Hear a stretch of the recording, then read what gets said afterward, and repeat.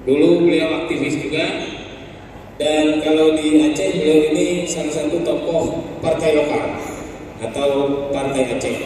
Nah, kepada beliau kita minta bagaimana sih strateginya anak muda ini bisa tembus. Assalamualaikum warahmatullahi wabarakatuh. Salam pemuda Pulau Bintang. Apa iya? Oke, kalau saya katakan pemuda Pulau Bintang, jawabannya menang. Siap? Pemuda Pulau Bintang. Oke, terima kasih. Alhamdulillahirrahmanirrahim. Wassalatu wassalamu ala asrafil anbiya wal mursalin wa ala alihi wa sahbihi ajmain, amma ba'du. Pertama-tama marilah kita panjatkan puji syukur kepada Allah Subhanahu wa taala yang telah melimpahkan rahmat dan hidayah kepada kita semua, sehingga pada malam yang luar biasa ini saya disandingkan dengan guru besar saya. Saya adalah murid Prof. Yusril di UI, dan hari ini kembali lagi berbicara sama beliau. Beliau ini tokoh hebat yang salah satu menginspirasi saya. Sebenarnya ada 2 orang, nanti akan saya jelaskan. Salah satunya adalah Prof. Yusril Iza Mahendra. Yang kedua adalah Muhammad Mansir. Itu adalah tokoh yang sangat saya inspirasikan dan merupakan juga bagian dari disertasi Prof. Ya, Prof. Ada bukunya saya baca. Nah, ini menarik. Kenapa saya ingin mencoba mengajak kepada saudara-saudara sekalian, khususnya tokoh pemuda Pulau Bintang, untuk merekonstruksi kembali pemikiran kita. Dan juga yang saya banggakan di sini ada Pak Maijen, Kakang Zainuddin, ya. Hanya kenal di media, kita ketemu sekarang ya. Nah, ini sahabat saya nih, dari dulu kita di daerah selalu melakukan hal yang sangat dukungan. Mohon maaf, tanpa beliau Bang Yusril agak susah kita temui. Beliau yang menjadi gerbang orang Aceh bisa bertemu sama Bang Yusril. Bertanya untuk Bupati kita. Ini Pak Bupati ini ya, saya dulu pendukung setia juga ya sampai bisa menjadi bupati ya, dan luar biasa juga. Nah, ini adik kita Sumardi, luar biasa. Walaupun 2019 kemarin belum berhasil duduk di parlemen, mudah-mudahan di 2024 insya Allah akan duduk semuanya. Calon-calon yang ada kader dan tokoh hebat dari partai pemuda Pulau Bintang akan duduk di parlemen. Amin. Baik, saudara-saudara sekalian, saya berpikir bahwa Indonesia itu membutuhkan seorang tokoh muda yang kita sebut dengan naksir muda. Dan saya berharap naksir muda itu adalah saudara-saudara sekalian yang ada di depan saya ini. Kenapa? Karena memang Indonesia berada di dalam kegalauan, ya. Dan priorisasi kali ini tidak berbeda dengan ketika Muhammad Natsir itu hidup di masanya. Ketika pada saat itu, mohon maaf, sekarang ini ya, kita itu berada dalam dilema ketika Pancasila itu juga sedang berada di dalam goncangan. Mohon maaf, Cina hari ini sudah berkampanye bagaimana menerapkan yang disebut dengan One Belt One Road, atau yang disebut dengan obor, atau yang disebut dengan jalur sutra. Mereka akan menguasai dunia dengan rekonstruksi pemikiran mereka di masa dinasti Han dan Ming itu berkembang sampai ke Perancis. Mereka menguasai Amerika dan Eropa itu mengkampanyekan yang disebut dengan revolusi industri pertama, revolusi industri kedua, revolusi industri ketiga, dan hari ini revolusi industri keempat. Dan mohon maaf, Indonesia dan ke depan kita akan menghadapi revolusi industri yang kelima. Dan India hari ini bangkit dengan kekuatan ekonominya, itu ingin menguasai dunia. Itu berawal dari lautan Andaman yang akan mereka kuasai. Itu India. Tapi mohon maaf, Indonesia kita masih berdebat masalah Pancasila. Jadi kita jauh sekali tertinggal. Saya ingin katakan bahwa Pancasila sudah final. Yang harus kita bicarakan sekarang adalah bagaimana Indonesia melakukan sebuah terobosan yang bisa menguasai dunia. Saudara-saudara sekalian, pemikiran ini pernah dilontarkan oleh seorang tokoh muda yang saya sebutkan tadi adalah Muhammad Natsir. Seorang tokoh muda, mohon maaf, beliau juga ulama, ya. Kemudian beliau juga pernah menjadi ketua, saya calon presiden Liga Muslim Sedunia. Saya berharap pemuda Pulau Bintang ke depan akan melaksanakan mengundang pemuda-pemuda dunia hadir di Indonesia untuk mendeklarasikan dan membuat Liga Muslim Pemuda Sedunia. Siap? Siap? Insya Allah. Kemudian juga saya melihat, ya, terlepas beliau seorang ulama muda, beliau juga seorang politisi. Beliau juga seorang pejuang. Kalau mereka beliau adalah pejuang kemerdekaan, kita adalah pejuang untuk mempertahankan kemerdekaan. Dan yang sangat penting, beliau itu sangat cerdas, mendapat doktor honoris causa itu sampai 3 tempat. Ya, ini sangat luar biasa. Ini agak susah kita bisa dapatkan.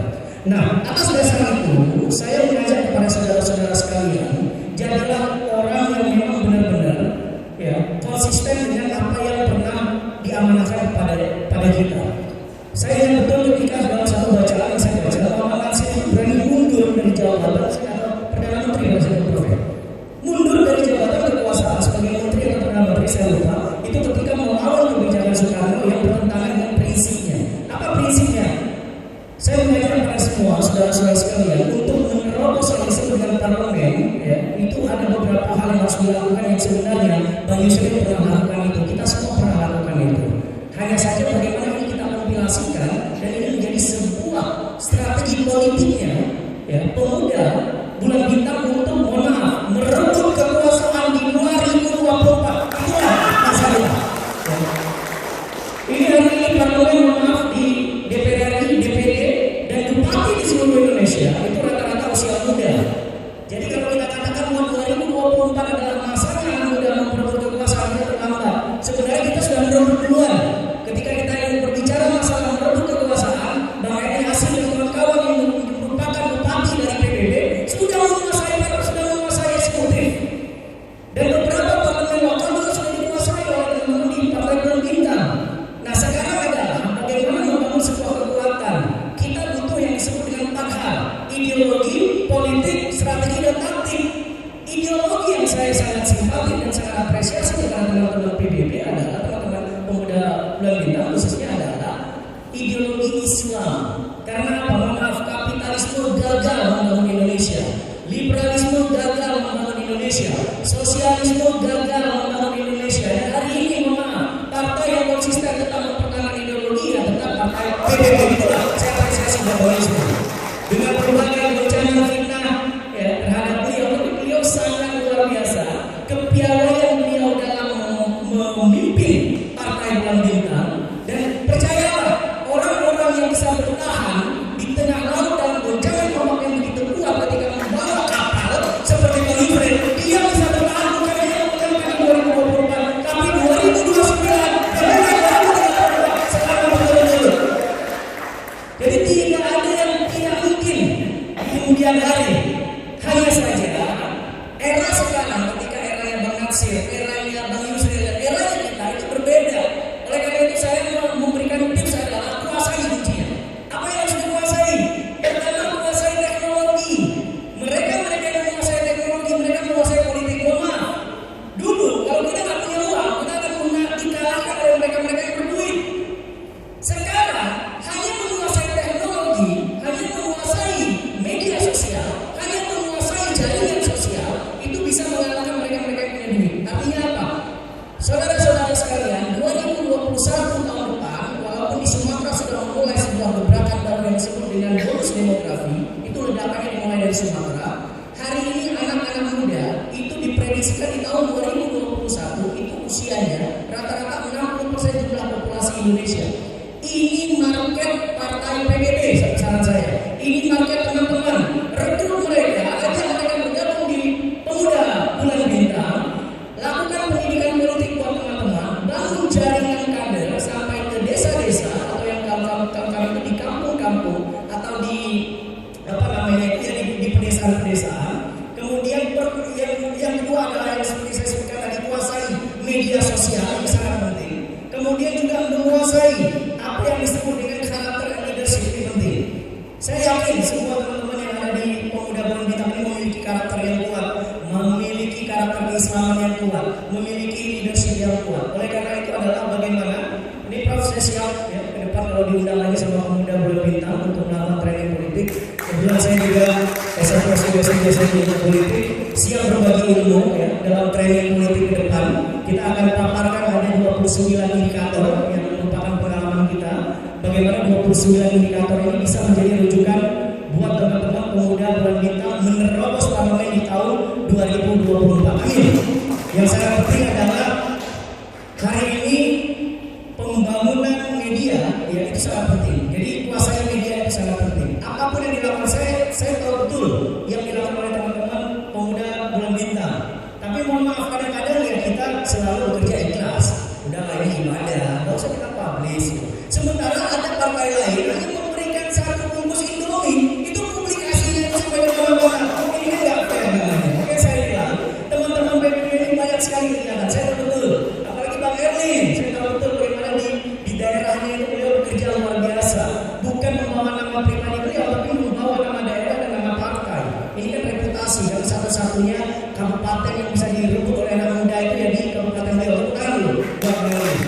Oleh karena itu, saya minta kepada saudara-saudara sekalian, ya, hari ini generasi milenial sudah menguasai 64%. Revolusi industri sudah masuk pada revolusi industri kelima. Kemudian juga bonus demografi sudah masuk kepada angka yang menerobos di atas 60% anak muda dan milenial. Kuasai anak muda milenial, ajak mereka, rekrut mereka. Kalau bisa saya sarankan Bang Yusril, para pemuda Bulan Bintang ini masuk ke kampus. Saya sarankan gitu. Kenapa ada satu organisasi ya yang juga undergo partai politik boleh masuk ke kampus? Kenapa kita enggak? Benar nggak? Bentuk komisariat yang ada di kampus supaya mereka memiliki ideologi dan melahirkan narsir muda masa depan. Terima kasih. Wassalamualaikum warahmatullahi wabarakatuh. Waalaikumsalam warahmatullahi wabarakatuh. Luar biasa untuk pemaparannya, sangat bersemangat sekali, sehingga kita termotivasi. Walaupun itu belum semua rumus dan jurus dikeluarkan, tapi ada beberapa tadi yang sudah. Terima kasih. Assalamualaikum warahmatullahi wabarakatuh. Bapak dan panelis kita ini, dari hadirin yang saya hormati. Ada hadis Rasulullah SAW yang bunyinya begini. Dan didiklah anak-anak kamu itu, karena sesungguhnya Allah menciptakan mereka untuk zamannya dan bukan untuk zaman kamu. Saya kira di sini penting untuk kita renungkan bersama-sama, karena tiap-tiap zaman akan lahir satu generasi, dan tiap-tiap zaman itu punya tantangan-tantangan yang berbeda satu dengan yang lainnya. Meskipun dunia ini terus mengalami perubahan, tapi di tengah-tengah perubahan itu akan ada konsistensi. Arnold Toynbee, seorang sejarawan, mengatakan ada continuity in change, ada kontinuitas dan ada perubahan. Yang kontinuitas itu bagi kita orang beragama adalah prinsip-prinsip yang diajarkan oleh agama itu. Kalau kita sebagai sebuah bangsa, yang kontinu itu adalah keberadaan negara kesatuan Republik Indonesia, bangsa kita yang majemuk dengan segala keanekaragamannya, sebuah negara bangsa yang kita bangun dengan penuh kesadaran. Itu adalah prinsip-prinsip yang tidak boleh kita rubah untuk selama-lamanya. Kalau Al-Quran itu diturunkan Allah sebagai petunjuk, hudan linnas wa bayyinatin minal huda wal furqan, petunjuk universal bagi umat manusia. Dan fungsi kitab-kitab suci agama itu seperti itu. Dia petunjuk bagi umat manusia dalam menghadapi zaman. Ada prinsip-prinsip yang tetap yang tidak bisa berubah di dalamnya, tapi kita harus memikirkan petunjuk-petunjuk agama itu dan menghadapkannya dengan zaman yang terus-menerus mengalami perubahan. Kalau kita bisa pegang keduanya, yang prinsip itu tetap, ada yang fleksibel yang dapat ditafsirkan dan dikompromikan, maka kita berpegang pada yang prinsip itu dan mencari ruang untuk melakukan perubahan-perubahan dan penyesuaian. Ini sangat penting untuk kita pahami supaya kita sebagai bangsa tidak kehilangan apa yang menjadi prinsip-prinsip perjuangan kita, dan sebagai orang yang beragama, umat Islam khususnya, umat-umat agama lain juga, ya, dia tidak kehilangan prinsip-prinsip agamanya meskipun zaman akan terus mengalami perubahan. Jadi kita ini adalah orang Indonesia, kita ini adalah orang beragama, kita adalah orang Islam. Itu tidak berubah, tapi kita menghadapi tantangan yang terus-menerus mengalami perubahan, dan di situ kita mampu tegak berdiri pada prinsip, tapi kita tidak pernah ketinggalan zaman. Itu yang penting. Jadi kalau tadi disebut Pak Nasir, disebut Bung Karno, itu tokoh-tokoh yang memang lahir sebagai anak zaman. Dia punya prinsip-prinsip yang pegang teguh. Bung Karno itu nasionalis, Pak Nasir itu Islam.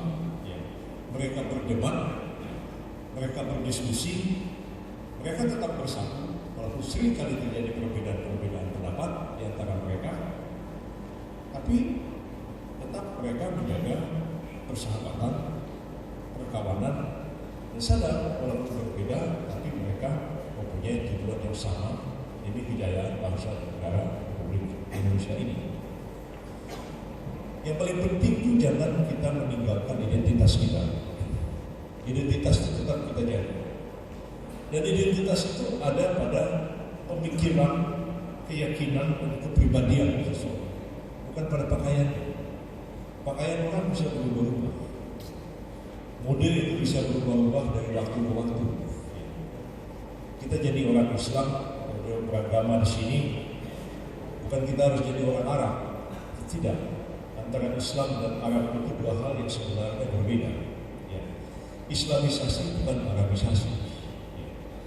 Kita menerima prinsip-prinsip Islam dan ajaran Islam, tapi kita tidak harus jadi orang Arab. Kita tetaplah jadi orang Indonesia.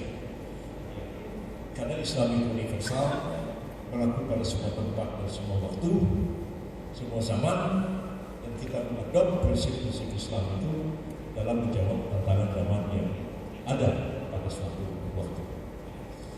Dulu para pendiri bangsa kita ini mengenyahkan penjajahan, membangun semangat kebangsaan, memerdekakan bangsa kita, membentuk sebuah negara, pertahankan mati-matian. Itu kira-kira tahun 45 sampai dengan tahun 60-an. Ada sedikit tegang kita 65, 67 kita mulai berupaya membangun bangsa ini. Di tengah-tengah persaingan dunia yang makin luar biasa ketat. Sekarang kita masuki era baru. Upaya mempertahankan kesatuan bangsa masih ada gangguan. Masih ada gangguan itu sampai sekarang. Itu harus tetap kita jaga dan kita pelihara negara kesatuan ini. Tapi zaman yang terus berubah. Itu dulu ada penjajahan, sekarang penjajahan sudah tidak ada. Penjajahan fisik seperti itu tidak ada. Tapi dalam tanda petik penjajahan dalam bentuk dominasi, kekuatan pengaruh, kekuatan ekonomi, mempengaruhi yang lain, itu akan senantiasa ada, selalu terjadi. Dan kita dihadapkan kepada kekuatan-kekuatan yang tidak mudah untuk bisa kita hadapi, apalagi kita kalahkan.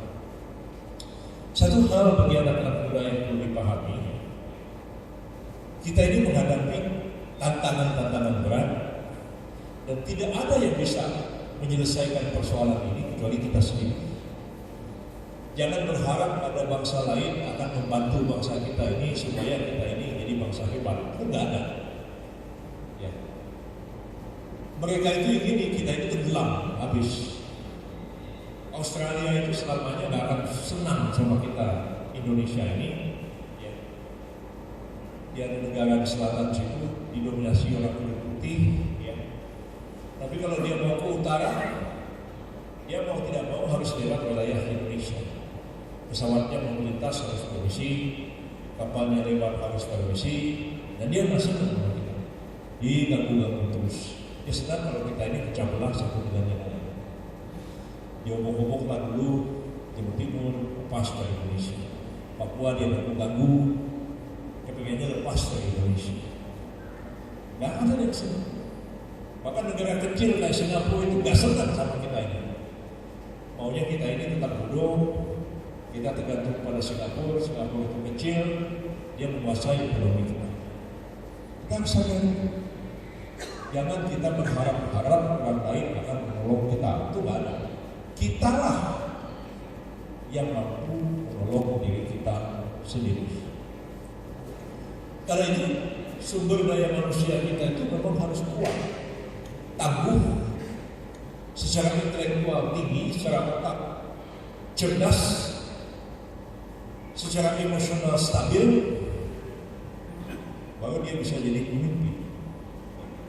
Bagaimana orang itu bisa bekerja di bawah tekanan yang luar biasa, tapi dia tetap tenang, dia tetap stabil, dan bisa mengambil keputusan-keputusan yang jernih meskipun di bawah tekanan-tekanan yang luar biasa. Dan ini saya pikir yang mudah-mudahan harus belajar banyak tentang ini. Karena itu intelektualisme tetap harus tinggi. Pemimpin-pemimpin kita yang dulu, mulai dari Haji Agus Salim, mulai dari Mahathir, Bung Karno, Tan Malaka, bahkan kalau ngambil yang agak ekstrim dikit yang Aidin, walaupun ideologinya itu beda sekali sama kita, tapi harus kita akui semua pemimpin kita itu orang pintar, cerdasnya luar biasa. Mereka bisa berdebat, bisa berdialog, bisa menghadapi siapapun. Nah, ini harus kita miliki di kalangan yang muda-muda ini.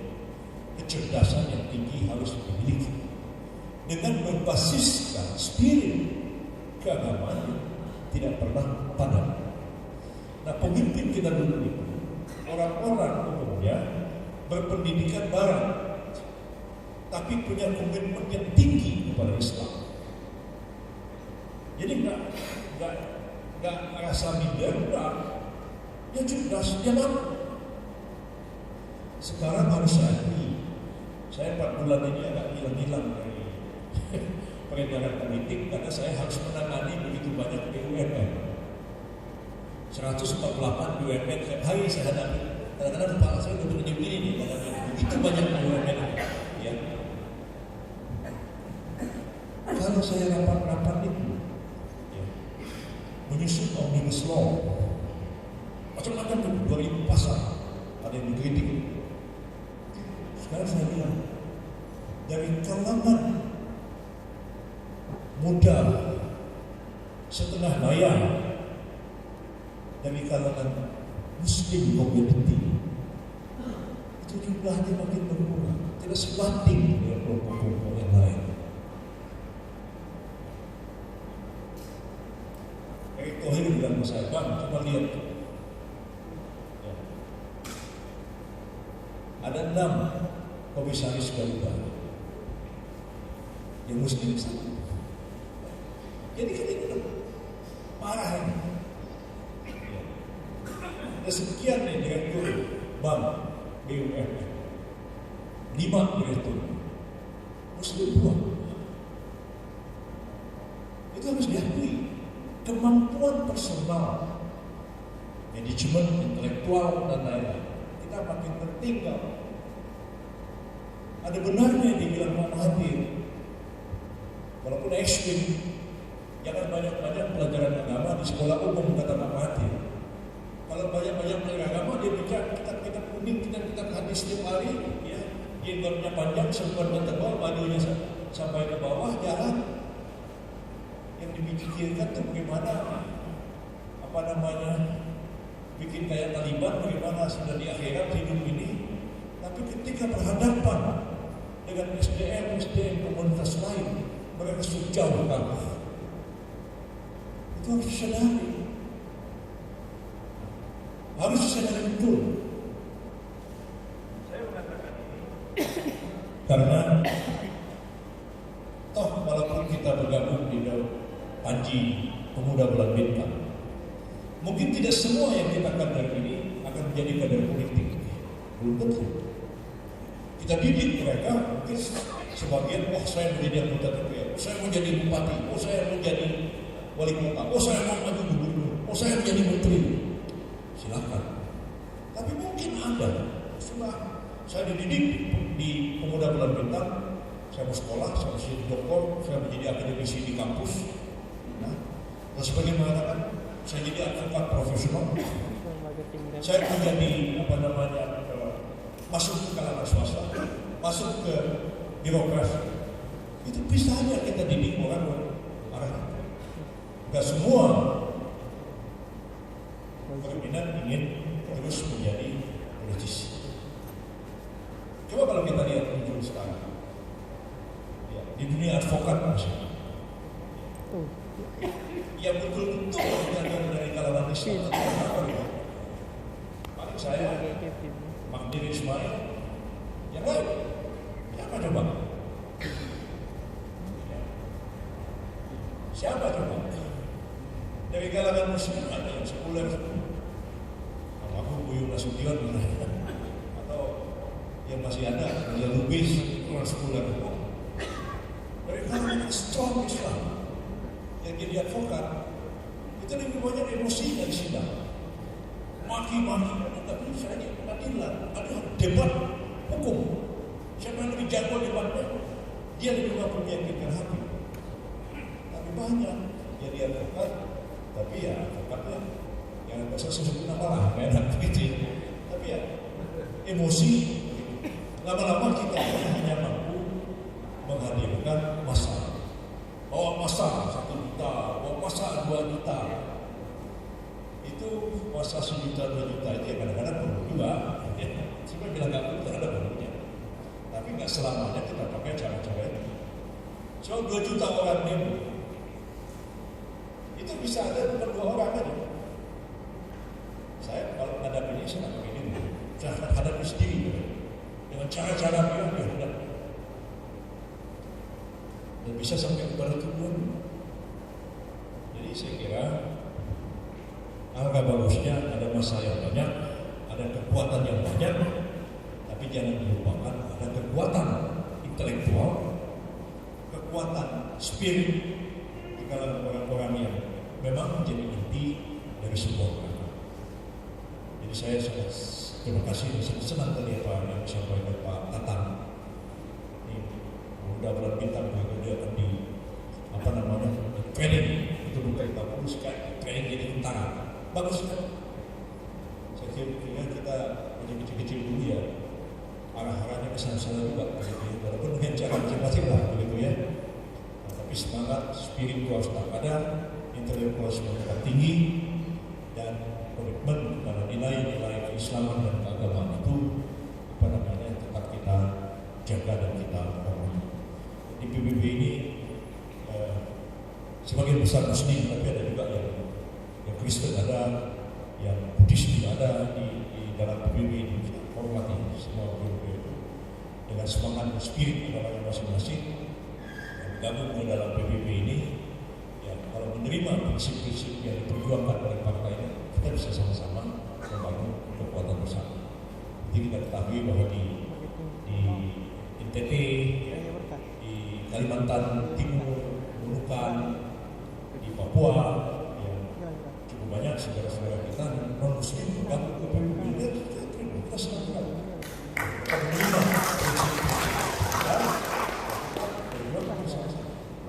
ini dalam partai Masyumi itu ada di ada anggota yang anggota DPR non-Muslim ada. Nama YMF, MREF itu non-Muslim tapi bergabung ke Partai Masyumi. Ada yang bergabung ke Masyumi tapi belakangan Muslim. Ada Dr. Setiabudi atau Dua Sedekar 3 itu dulu anggota Masyumi, anggota DPR Masyumi tahun 50. Jadi gabungan dari Senat dan para majelis yang saya tanyakan hasil itu. Dr. Setiabudi itu memang bergabung ke Partai Masyumi dan menjadi anggota Partai Masyumi di Bandung. Partai, di sini ada partai dan juga ada ormas. Nah, ormas ini di bawah dari partai atau undergroup itu bisa membentuk berbagai jaringan-jaringan yang kuat. Baik itu kelompok petaninya, baik itu kelompok ulamanya, baik itu kelompok medianya, itu tergantung dari kebutuhan partai. Nah, yang sangat penting adalah saya sepakat apa yang disampaikan oleh Prof. Yusril tadi. Tidak semua yang bergabung di Pemuda Bulan Bintang akan terjun kepada politik praktis di partai. Namun, jadikanlah menurut saya Pemuda Bulan Bintang ini adalah sebuah sekolah politiknya atau yang disebut dengan laboratorium demokrasinya. Disinilah kita belajar berdialektika, kita belajar berretorika, belajar berpolitika public speaking, berbicara strategi taktik politik, berbicara menerapkan ideologi politik keislaman dalam mainstream mazhabnya PBB itu seperti apa. kemudian memperkuat jaringan politik seperti apa, membangun dan meyakinkan publik supaya mengikuti apa yang mau kita perjuangkan itu seperti apa. Jadi saya sangat optimis ya ketika organisasi besar PBB Pemuda Bulan Bintang maksud saya adalah berani membuka rekrutmen besar-besaran dan mengajak kepada anak-anak milenial hari ini yang 17 sampai 40 tahun untuk melakukan sebuah terobosan. Hari ini saudara-saudara sekalian, yang meliding isu adalah mereka-mereka yang bisa menguasai isu dan menguasai gagasan. Kenapa banyak tokoh-tokoh muda yang ditinggalkan? Mohon maaf ya. Organisasi kepemudaan banyak sekali di Indonesia satu persatu mulai ditinggalkan karena mereka masih menggunakan cara-cara konvensional dan monoton. Sementara di sisi lain muncul organisasi-organisasi kepemudaan yang membawa gagasan-gagasan yang revolusioner dan unik. Nah, ini yang ingin saya tawarkan adalah pemuda Bulan Bintang mampu melakukan itu ketika memang market yang ditarget di 2024 dan target 2029 memang hari ini adalah anak-anak muda. Nah, saya apresiasi ketika memang akhirnya pemuda Bulan Bintang ini melakukan pengkaderan itu sampai ke tingkat parlemen atau di tingkat sistem politik. Nah, untuk menguasai sistem politik tentunya ini dinamikanya sangat berbeda dengan organisasi ini saya ingin katakan. Nah, oleh karena itu yang namanya kader, saya lebih merekomendasikan kader ini harus dibentuk. Saya sepakat, ada tadi pelatihan fisiknya, ada pelatihan ideologinya, ada pelatihan political skillnya, ada political knowledge-nya, ada yang disebut dengan karakter and leadership, political and character leadership-nya. Jadi komponen ini harus dipenuhi dan itu proses panjang. Nah, tidak semua orang bisa bersabar ketika dia dibentuk karakter politiknya, karena ini waktu yang akan menjawab. Dan itu ibarat adalah proses alam, ada yang mundur, ada yang lanjut, ada yang bisa bertahan dan sebagainya. Tapi yang penting adalah menanamkan dream kepada anak-anak muda sekarang agar mereka memiliki orientasi politik di masa yang akan datang. Nah, saya yakin dan optimis ketika pemuda Bulan Bintang hari ini melakukan dan menciptakan gagasan-gagasan baru. Sebagai contoh, Prof. Yusril, orang tidak akan melihat beliau itu sebagai branding di sektor bisnis. Orang tidak akan melihat dari sisi itu. Tapi yang namanya Prof. Yusril itu dari branding sebagai ahli atau pakar hukum. Nah, skill yang beliau miliki akhirnya mampu membawa partai yang hari ini saudara-saudara berada di dalamnya itu mampu bisa bertahan. Ini mohon maaf, banyak sekali partai pasca reformasi tidak bisa bertahan sampai 2019 dengan mohon maaf permainan politik para partai-partai politik yang menguasai parlemen itu mencoba melakukan sebuah skenario dan rekayasa politik agar partai-partai lainnya itu tidak mampu atau tidak berhasil masuk di parlemen. Jadi tantangan saudara-saudara sekalian ada dua. Pertama dari internal, yang kedua dari eksternal. Apakah mereka-mereka yang duduk di parlemen hari ini menginginkan, PBB akan masuk di 2024? Belum tentu.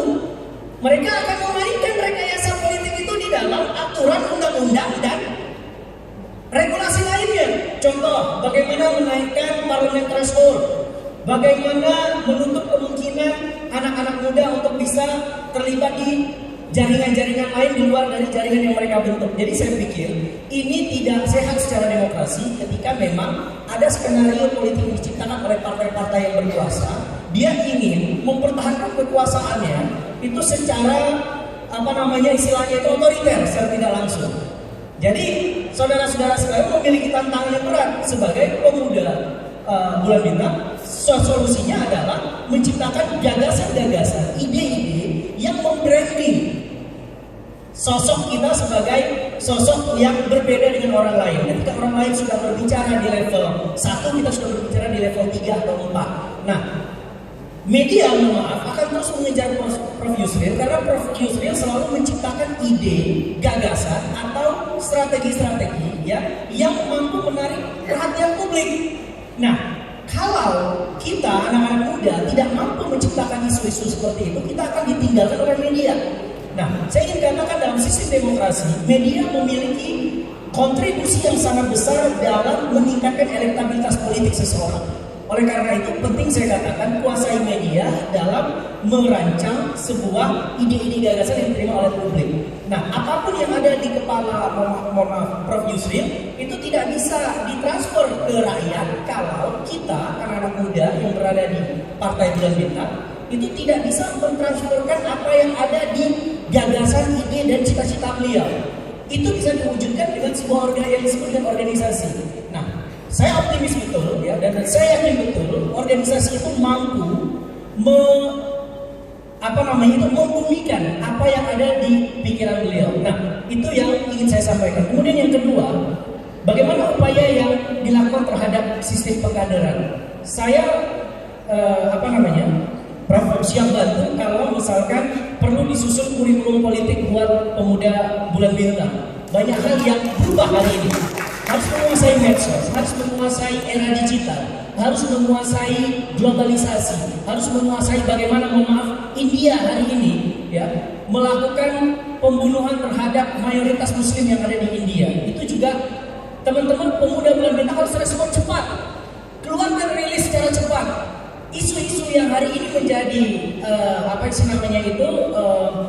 rating tertinggi di dalam media, hot news, itu teman-teman harus cepat bersuara. Nah, saya berharap semua yang ada di pemuda Bulan Bintang itu semuanya adalah speaker, semuanya adalah para juru bicara, semuanya berbicara di media ketika ada isu-isu yang hari ini itu diinginkan atau dibutuhkan oleh rakyat. Jangan dibiarkan. Saya khawatir nanti isu itu akan dikonsumsi oleh kelompok tertentu, ya, yang akhirnya menjadi otoritasi, istilahnya itu mengklaim bahwa itu isu mereka dan sebagainya. Isu banjir misalkan, kemudian isu corona dan sebagainya, isu posisi Muslim hari ini seperti apa, isu pengangguran yang tinggi, isu kemiskinan yang tinggi, apa yang harus dilakukan dan sebagainya. Nah, itu isu-isu yang selalu berada di dalam ranah kajian anak-anak muda. Kalau teman-teman yang ada di organisasi pemuda Bulan Bintang itu mampu meliding isu itu, seperti Bang Yusril mampu menggiring beberapa isu-isu hukum yang ada di nasional, saya yakin perhatian publik itu akan kembali kepada teman-teman sekalian. Itu dari saya, dan mudah-mudahan saya yakin 2024 teman-teman di pemuda Bulan Bintang akan bertransformasi menjadi tokoh-tokoh partai yang akan menguasai parlemen. Amin. Terima kasih, langsung saja Pak Jenderal dulu. Ya baik, terima kasih. Saya setuju dengan Bang Rodi. Jadi